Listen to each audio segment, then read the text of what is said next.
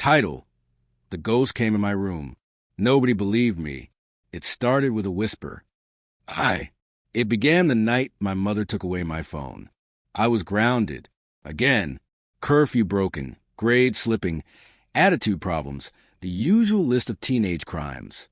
As punishment, I wasn't allowed screen time after 9 p.m. No TV, no phone, no music. Just the silence. And silence, I've learned, is where it waits. You won't believe me. Nobody did. But something came into my room that night. And it didn't come to scare me. It came to stay. The first night was quiet, unnervingly so. I lay on my bed staring at the ceiling, trying not to think about how much I hated my parents, my school, or my life. I had turned off the lights like they asked. The only illumination came from the pale moonlight, sneaking through the gaps in the curtains.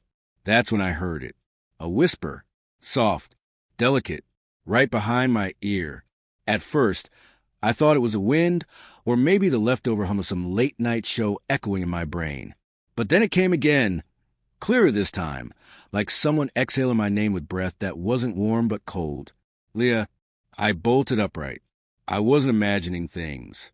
The air in the room had changed.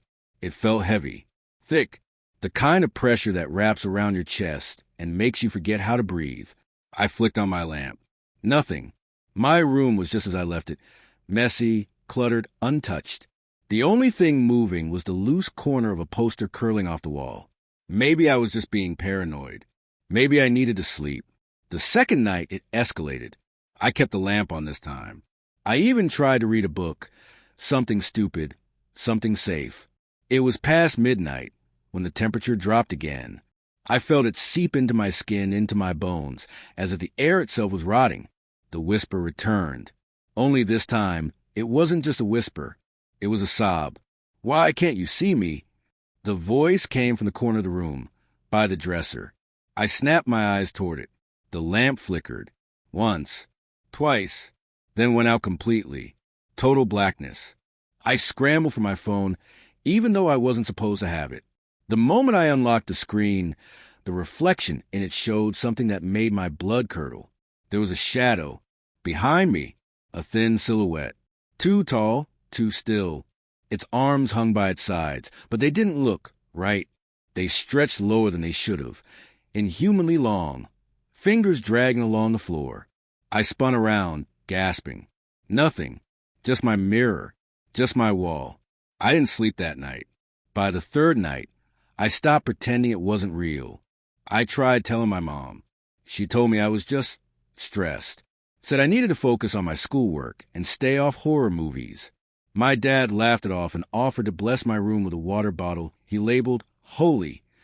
Real funny. I even tried recording the room overnight. I set up my phone to capture anything unusual, but when I checked it the next morning, the footage was corrupted. Every single second was static.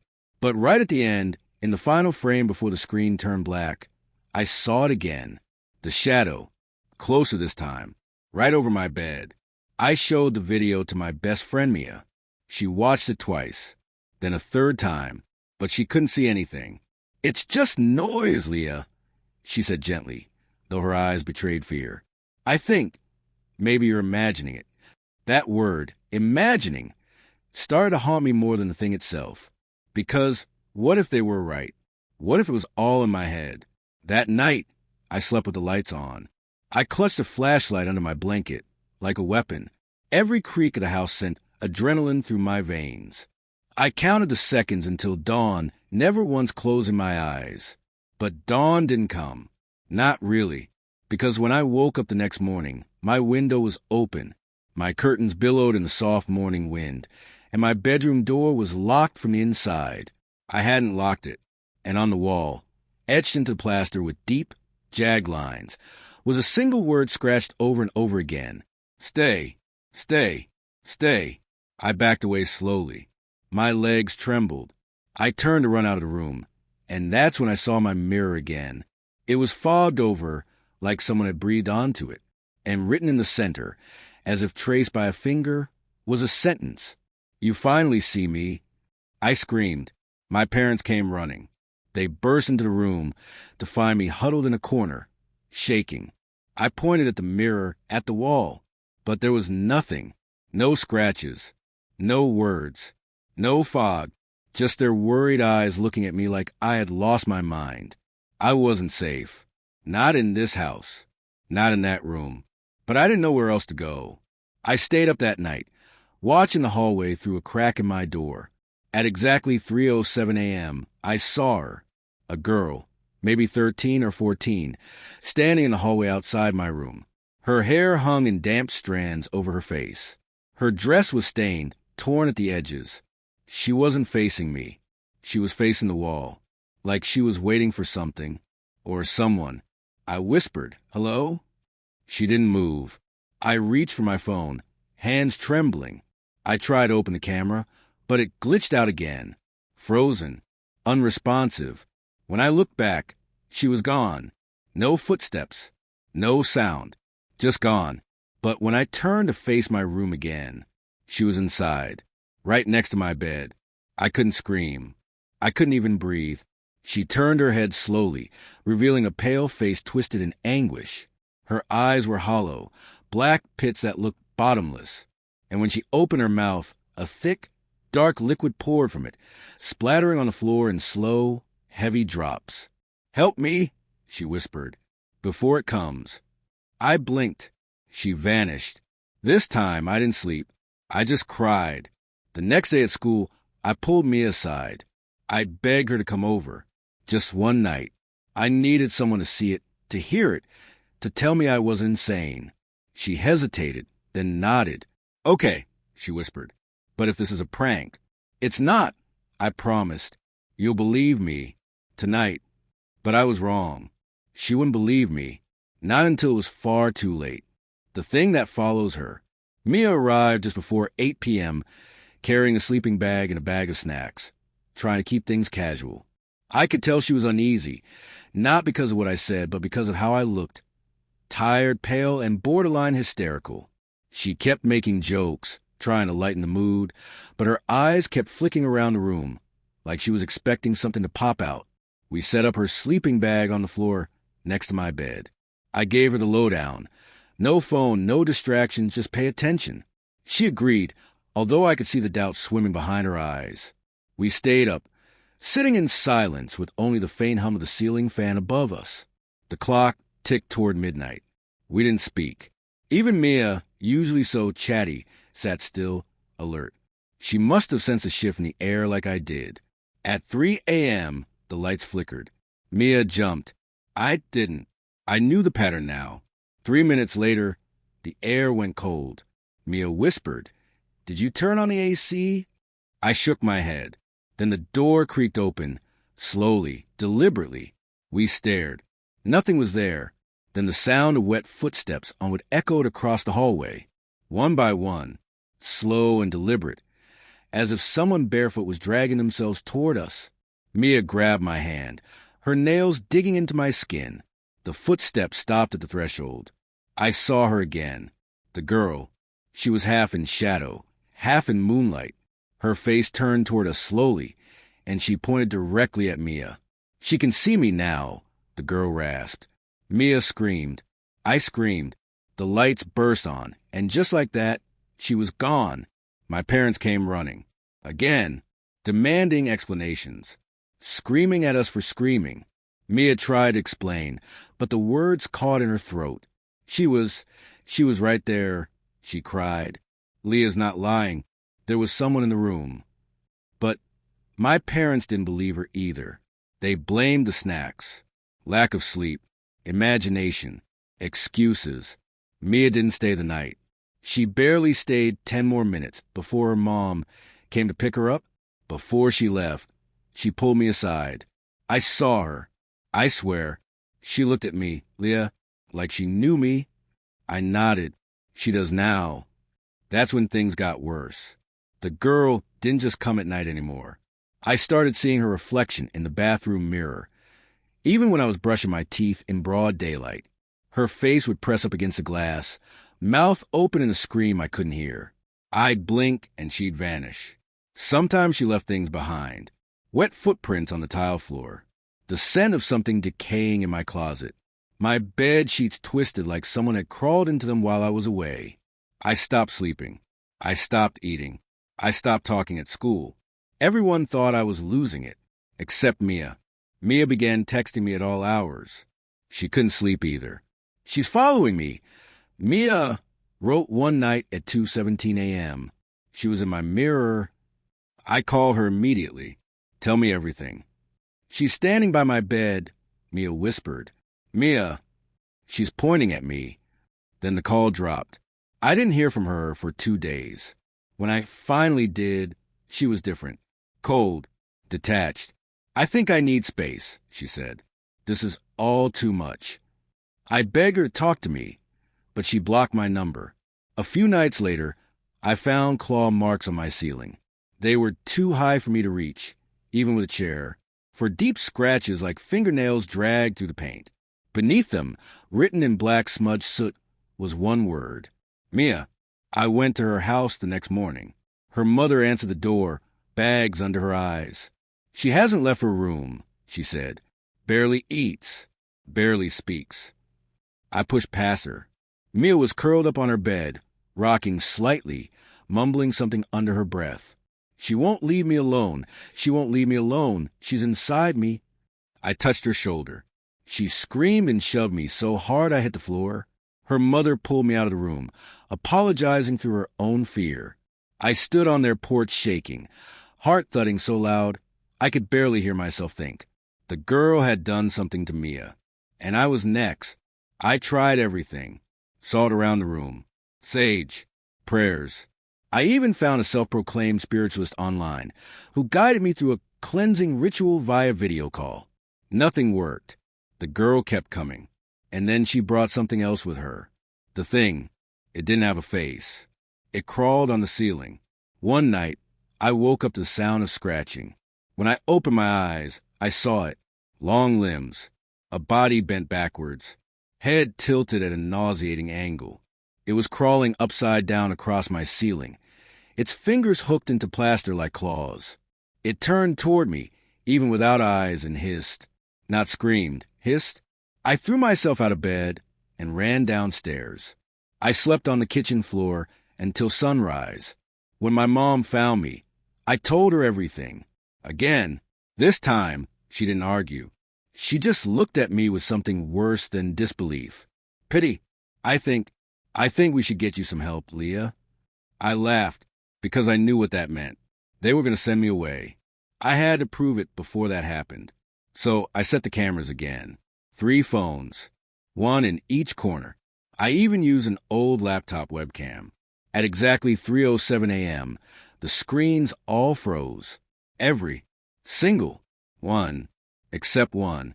The laptop caught a single frame, a still image of me in bed, and something crouched on my chest, its face close to mine, grinning. I printed the photo. I brought it to school. I showed Mia. She looked at it and cried. I dream about that thing every night, she whispered. I think it wants to be us.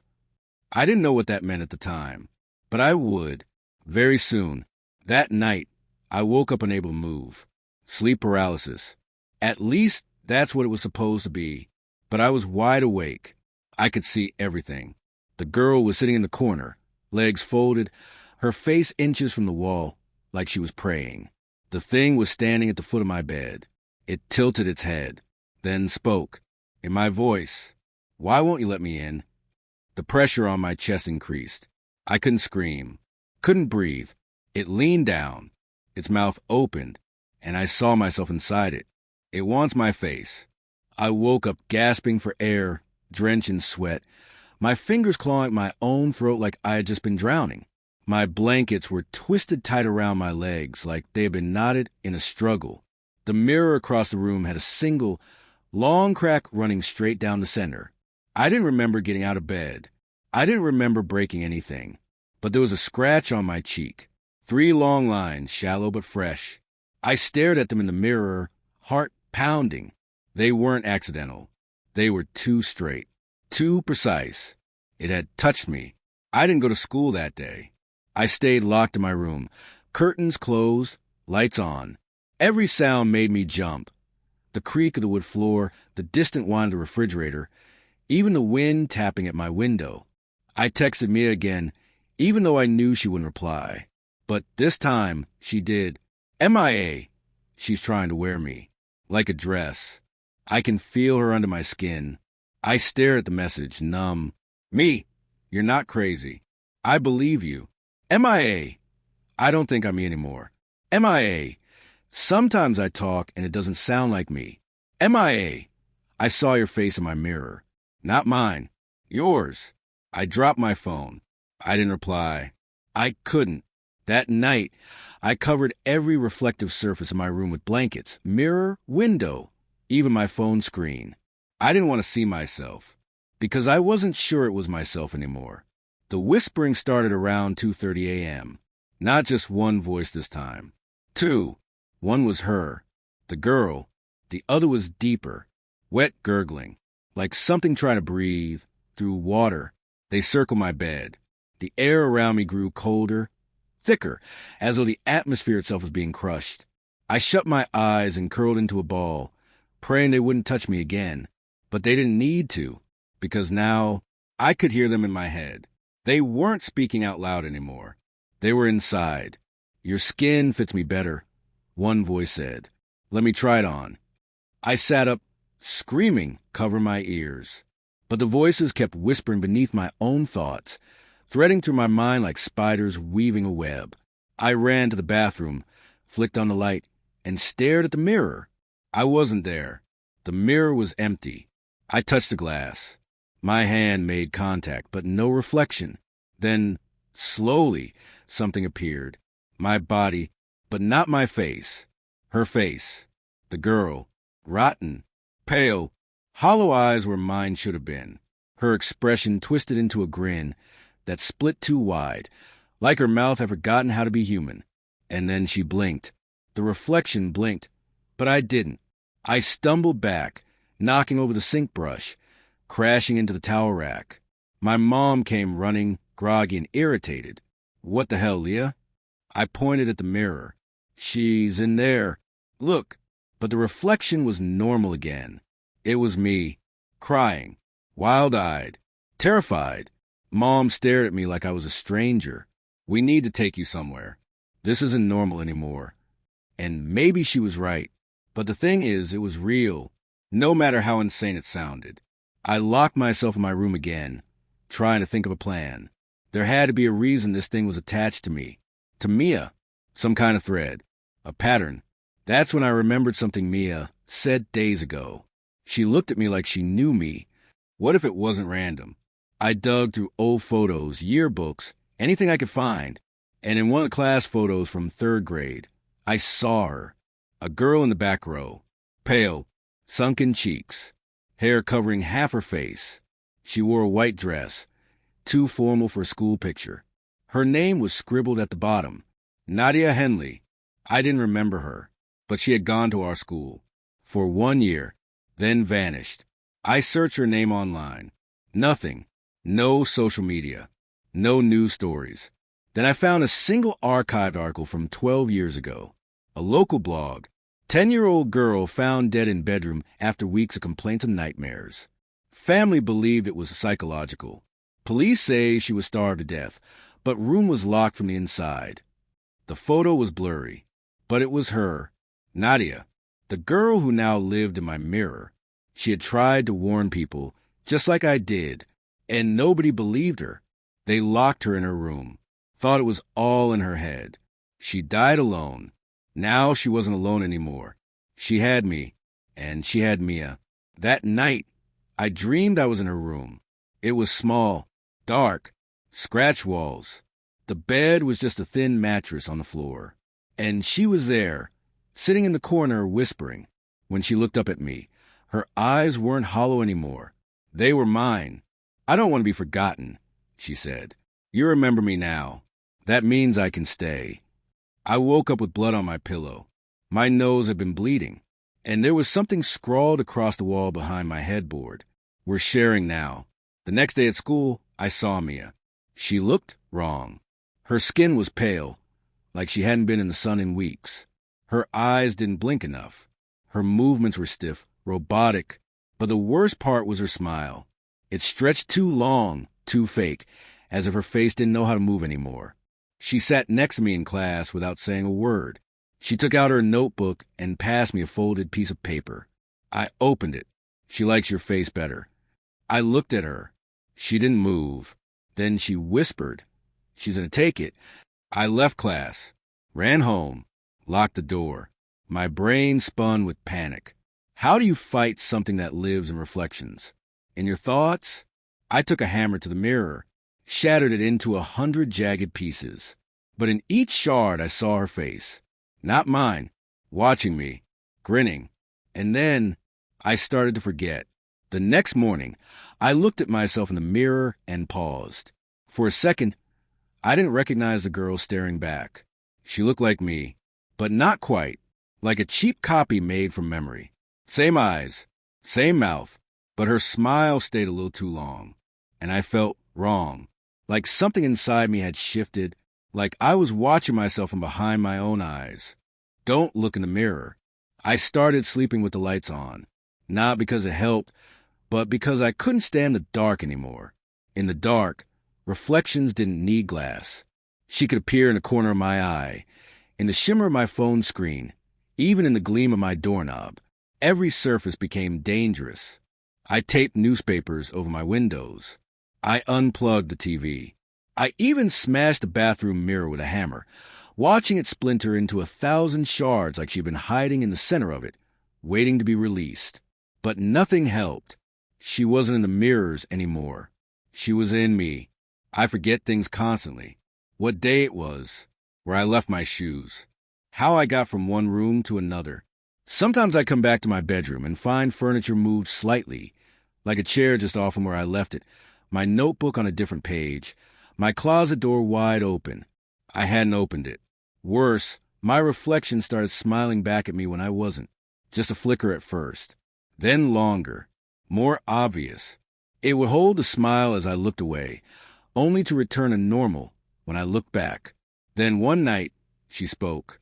It wasn't a whisper anymore. It was full, loud, direct, using my own voice. "You're almost ready," she said through the mirror. I covered it again. Screamed. Cried. But I couldn't unhear it. My skin burned that night. Not from any wound, but like something underneath was trying to push out. I clawed at it in my sleep. Woke up with red marks on my arms, shoulders, and neck. She was trying to come through me. She wanted to be me. The next day, Mia finally texted again. MIA. I can feel her breathing when I sleep. MIA. Sometimes my face isn't mine. MIA. I'm scared I'm going to forget how to be me. Me. We need to do something. Before it's too late. MIA. Too late for me. Not for you. You haven't let her in. Not all the way. Me, what do we do? MIA. Don't look in the mirror. Ever again. I stared at that last message for a long time. How was I supposed to live like that? And worse, how would I know when I was gone? That night, I dreamed of water. Thick, black water that dragged at my feet as I tried to wade through it. In the dream, she was standing on the shore wearing my clothes, her face flickering between mine and hers like a strobe. She raised a hand. "If you let go," she said, "I'll take care of everything. You don't have to be scared anymore." And for a moment, it was tempting. I was tired. So tired. Of fighting. Of doubting. Of hiding every mirror and sleeping with the lights on. But I shook my head. "No," I said in the dream. "You don't get to erase me." She smiled, her lips curling into something sharp and wide. "We'll see." I woke up with water on the floor. My feet were wet. The carpet was soaked, but there was no leak. No spill, just that same scent of mildew and decay that followed her wherever she went. I tried to tell my mom again. I cried. I begged. But she only looked at me with that tired, distant expression that adults get when they think you're being dramatic. "You need sleep, Leah," she said. "You're not well." She offered to take me to a doctor. I said no. No doctor would believe me. I didn't even fully believe myself. But Mia did. Or at least she had, until the next day when she vanished. Not just skipped school, gone. No one knew where she was. Her parents weren't answering calls. Her house was dark. I biked over and knocked on the door until my knuckles bled. Nobody answered. It felt like she had been consumed, and I knew I was next. I went back home, tore the newspaper from my wall, faced the mirror. "Come on," I whispered. "Let's end this." She was already there, of course, standing in the same pose, same clothes, same face, but the eyes were wrong. They were older, colder, wiser in a terrible way. She tilted her head like she was studying a specimen. "You're still holding on," she said. "Yes. You can't keep me out forever." "No," I said, "but I can drag you into the light." She laughed. "I am the light now." I reached out, placing my hand against the glass. Her hand didn't move. It stayed still, like she wasn't trying to mimic anymore. "You want to be remembered," I said, "but this isn't the way." "It's the only way anyone looks," she replied. "Fear makes them notice."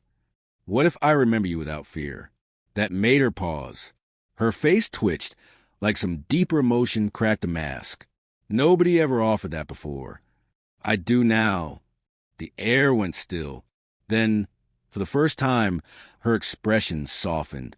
Her face looked human, tired, like she'd been fighting for so long and forgot what peace felt like. And that's when I realized she wasn't just a ghost. She was a girl who died terrified, alone and forgotten, and she had been screaming ever since, in the only way she knew how, by taking someone else's place. I backed away from the mirror, opened my notebook, and started writing. Not about me, about her. Everything I could remember, every whisper, every time I saw her. Her name, Nadia Henley, written over and over until the ink bled through the pages. I didn't stop for hours. And when I finally looked up, she was gone. I checked the mirror. It was only me, truly me. No flicker, no smile, just a tired, pale, hollow-eyed girl who had survived something no one would ever believe. But I believed it, because I lived it. And I wasn't going to forget her. Not ever. I opened my bedroom window, let the cool air in, and stared at the stars. Somewhere I hoped she was watching. Not from the glass, not from the shadows, but from the part of my memory that would never let her disappear again. And I whispered into the night, "I remember you, Nadia."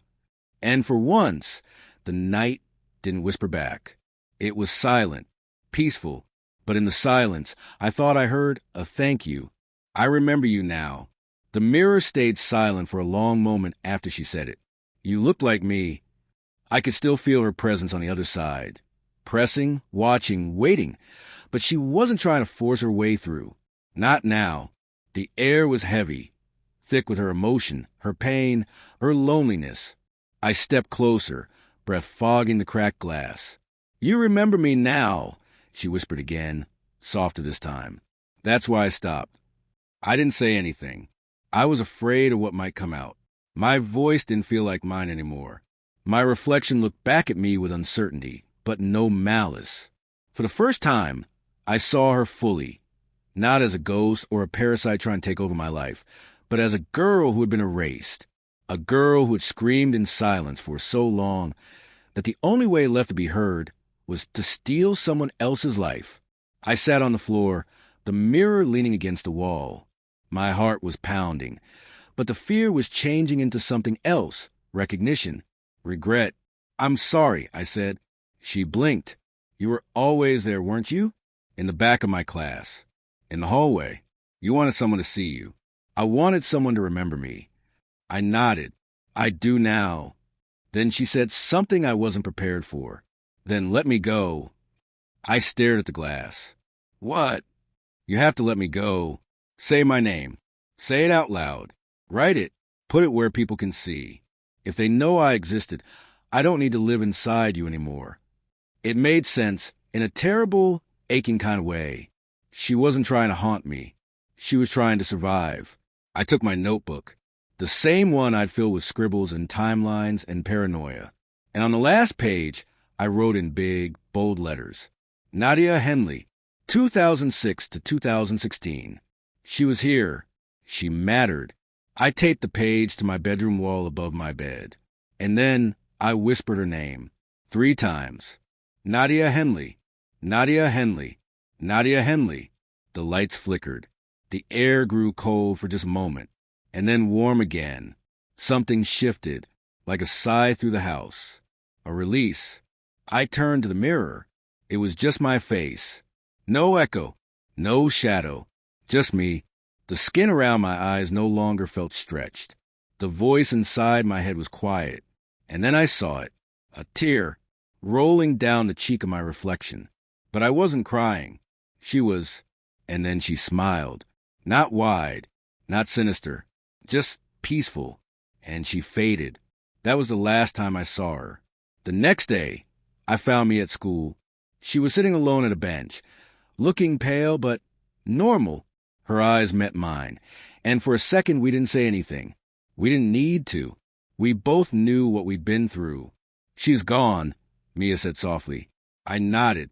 Yeah, she is. She talked to me too, about being forgotten. I sat beside her. She didn't want to hurt us. Not really. Mia looked down at her hands. But she did. A little. We'll never be the same. No, I said. We won't. We walked home together that day. For the first time in weeks, I wasn't afraid to see my reflection in windows or puddles or phone screens, because I knew who I was, and I knew who she had been. That night, I posted a blog, a short memorial. I used her picture from the old yearbook. I told her story, not the haunted one, not the ghostly possession, the real one, the forgotten girl, Nadia Henley. Within hours, it had dozens of shares, comments, messages from people who vaguely remembered her, who said things like, she was so quiet, or I wish I had talked to her. She wasn't invisible anymore. And I think that's all she ever wanted. The nightmares stopped after that. The voices, the whispers, the reflection try and crawl out of the glass. But sometimes, just sometimes, when I'm brushing my teeth or glancing into a dark screen late at night, I think I see her, just a flicker, and she's smiling, not because she wants to take my place, but because I gave her one, a place in the world, a name, a memory. And that's how you survive, isn't it? Not in mirrors, not in shadows, but in the hearts of the people who remember you. So, if you're reading this, say her name. Say it out loud. Nadia Henley. Let her live again, even if only for a moment. Because ghosts don't need to haunt us if we simply refuse to forget them. Her smile in the window. It had been a week since the last time I saw her. My reflection was normal, my mind clearer, the house quieter. There were no flickers in the corner of my vision, no strange water on the floor, no dreams pulling me into black lakes or cracked mirrors. For a while, I thought it might be over. Then I saw her smile again. It wasn't in a mirror this time. It was in the window across the street, Mia's old house. Someone was standing in her upstairs bedroom. A girl, barely visible behind the curtain, wearing a white dress, her head tilted slightly, her hand raised slowly, then dropped out of sight. I knew that silhouette. It was hers. Nadia hadn't left. She had just moved. I crossed the street in the middle of the night, barefoot, in my pajamas, heart thudding like footsteps behind me. The house was locked, abandoned, empty, but I knew how to get in. Through the side gate, the loose screen in the back, the kitchen window that never latched right. Inside smelled like dust and old dreams. The kind that goes sour when no one wakes up from them. I didn't call out her name. I didn't need to. She already knew I was there. I climbed the stairs in silence, each creak of the wood louder than thunder. The hall was lined with pictures, Mia's family, smiles frozen in time. But one frame had been shattered. The photo inside was gone. Her bedroom door was cracked open. I pushed it slowly. The room was empty, except for the mirror. Tall, old, framed in ornate, dark wood. One Mia had picked up from a thrift shop because she thought it looked mystical. I approached it carefully, as if stepping toward a sleeping animal that could wake and devour me. My reflection stared back. Still normal. Still me. But then the glass shimmered. just slightly, enough to make the corners of my eyes itch. And then I saw her, barely, her smile behind mine. "You said you'd remember me," she whispered. "I do. You said you'd never forget." "I haven't." She stepped out from behind my reflection, no longer trying to wear my face, just being her, pale, young, lonely. "You're still here," I said quietly. "I'm part of you now." "Why?" "Because remembering is enough." My mouth went dry. "I don't understand." She reached out, pressed her palm to the inside of the glass. "You gave me a name, a story, but no life, no place. I don't want to haunt windows. I want to live." "You can't live through me." "Why not? There's space inside you." "No," I said, backing away. "You had your life. You can't take mine." She smiled wider, sad, not angry. "I'm not taking it." And then she did something I didn't expect. She turned her back to me, faced the darkness inside the mirror, and stepped away. The glass clouded for a moment, then cleared. She was gone, for real this time. I didn't understand it at first. Why she'd give up. Why now? But then I looked down at the notebook I dropped on the floor in the hallway. It had opened to a page I didn't remember writing. "You gave me a story. That's more life than I ever had. Thank you." I clutched the notebook to my chest, heart racing. That was it. That was all she needed, to know she'd left something behind. She wasn't trying to possess me. She just didn't want to be erased. Over the next few days, the house across the street was sold. A new family moved in. Laughter returned to the yard. Lights flickered on in the window that once held her silhouette. And I stopped taping up mirrors, stopped fearing my reflection. But sometimes when the moonlight hits just right and the house is still and the night holds its breath, I see a flicker. A girl in white, not haunting, just watching, making sure I haven't forgotten. I smile back and whisper her name, so she knows she's still remembered, still here, in my words, in my story. And that's what she wanted all along. The pages I didn't write. I didn't notice the notebook had changed until 3 days later. It had been sitting on my desk, same as always, flipped open to the last thing I remembered writing. Nadia's name, her story, her message. I had gone back to school, tried to return to a normal routine. The nightmares had stopped. The whispers were gone. But that notebook, it started writing itself. I didn't believe it at first. I blamed my sleep deprivation, my memory, even my own shaky hand. But one night, I flipped to the pages and found things I never wrote. Paragraphs, stories, memories that weren't mine. They were hers, and they were changing. The girl I remembered as silent and sorrowful. Her words on the page were angry, spiteful. There were lines about screaming behind mirrors, about clawing for breath inside glass. She wrote about me, how I stole her face, how I locked her with memories, how I betrayed her. "I thought you would save me," one line read, "but you just kept me silent in ink." Another page, "A story isn't life. It's a coffin with pretty words." I dropped the notebook. Something was wrong. I hadn't freed her. I'd buried her again. Only this time, she knew. That night, I woke to the sound of scratching. Not from the walls. From under my bed. Slow, steady, like a fingernail against wood. I leaned over the edge, my heart in my throat. "Leah," a voice said, not a whisper, a growl. "You promised." I bolted from the room, ran to the kitchen, threw the notebook into the trash. Then, seconds later, dug it out again, terrified that if I left it, she'd come for me faster. I opened it. One fresh line, still wet in ink.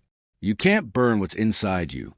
The next morning, I found my reflection smiling again. Only this time, it wasn't just her smile. It was her eyes, her teeth, and behind her shoulder, movement. The notebook sat on my desk, but the pages were turning on their own. They stopped on a new entry. "The real story begins now." I slammed it shut, taped it closed, stuffed it in the back of my closet under boxes. I didn't tell anyone. What was I supposed to say? That the ghost I thought I helped it come back? That the story she wanted told was enough? That now she wanted control? That night I dreamed again, but it wasn't a lake. It was a room, all white, endless. Mirrors covered the walls, and in each one was me, dozens of versions, twisting, writhing, screaming, all wearing the same expression. Panic. She stood in the center of the room, holding the notebook, only now it was a mirror, and she said, "You gave me a name." She raised the book. It shimmered like silver. "Now I'll give you mine." I woke up gasping, drenched in sweat, and the notebook was gone. I tore my room apart. The closet, under the bed, drawers, shelves, even the trash. Gone. I didn't sleep the next night, or the one after. On the third day, I heard knocking. From the mirror, 3 sharp taps. I covered it, but the knocks didn't stop. They moved to the walls, then the floor. She wasn't trapped in the notebook anymore. She wasn't just in mirrors. She was in everything. And then I found something on my desk. Not a book, a page. Fresh, white, untouched, until the ink began to bleed in from nothing, like it was being written by invisible hands. Only one sentence. Let me tell her my way. And I realized she didn't want to be remembered. She wanted to rewrite everything, starting with me, her version of me. The paper was still on my desk when I woke up. Only now, it wasn't blank anymore. It had grown. 1 page had become 5. 5 handwritten pages in the same sharp, slanted handwriting I now knew wasn't mine. Each one was a warped version of my life, my childhood, my friendships, even my bedroom, but twisted, darker, angrier. In her version, I had no friends. In her version, I was the ghost. In her version, she was the real girl and I was the lie. I stood over the papers, reading each word, heart pounding harder with every sentence. The air felt heavier, like the story itself had weight, and it was starting to push down on me. I wanted to burn them. I picked up the pages, hands shaking, and took them into the backyard, lit a match, watched the first flame curl the edge of the paper, and then the fire died, snuffed out, instantly, as if the pages refused to burn. I tried again. Same result. No matter what I did, matches, lighters, even soaking them in alcohol, the paper wouldn't ignite, wouldn't tear, wouldn't go. That night, when I returned to my room, the papers were back on my desk, and there were 10.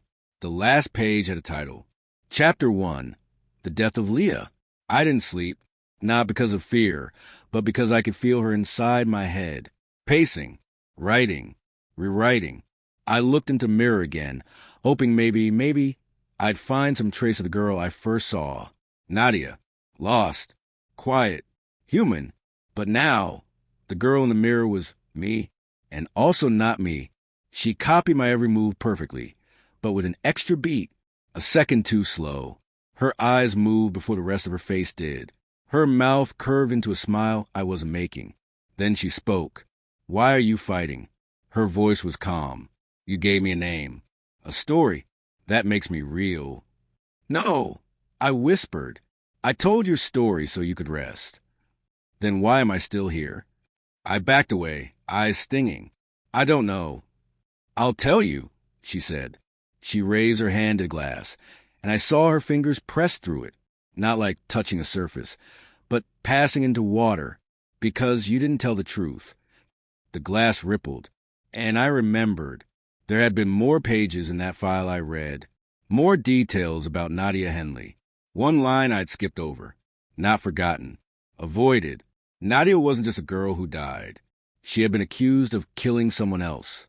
And before she died, she'd said over and over, "It wasn't me." I had told her story, yes, but only the parts that fit. I made her innocent because it felt right, because I wanted her to be someone worth saving. But maybe she hadn't been. Maybe she was dangerous. Maybe I had opened the door for something far worse than a forgotten girl.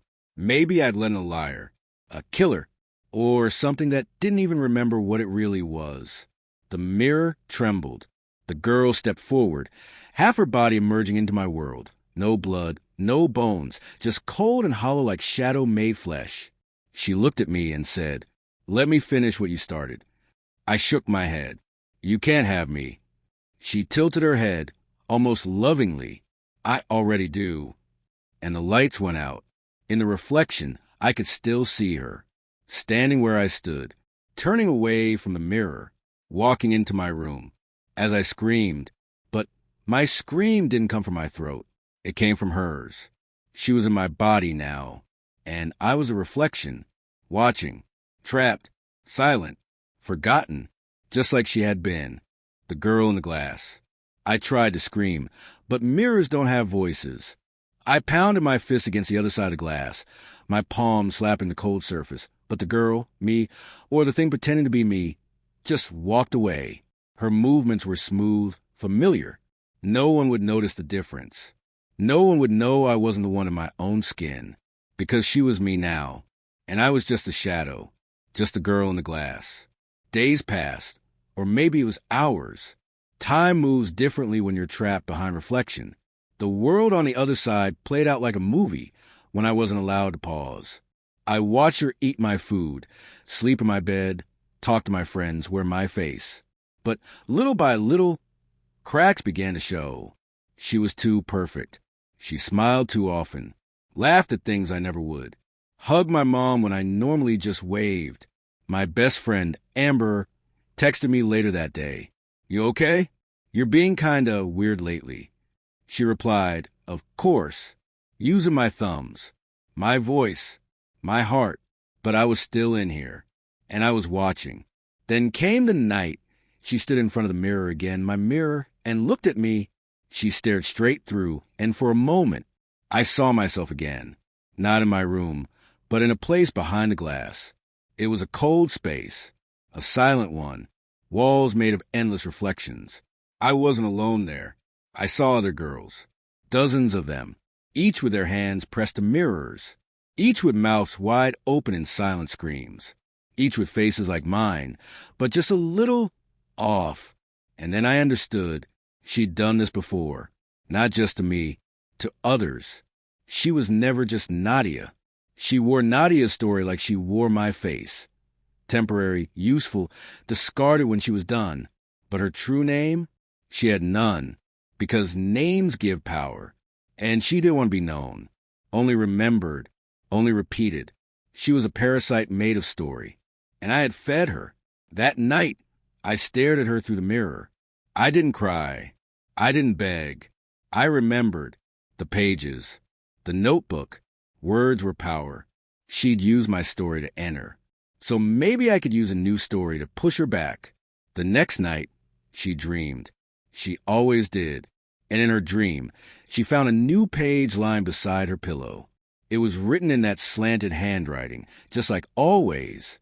But she hadn't written it. I had. The girl in the mirror smiled, and the thief inside her skin began to rot.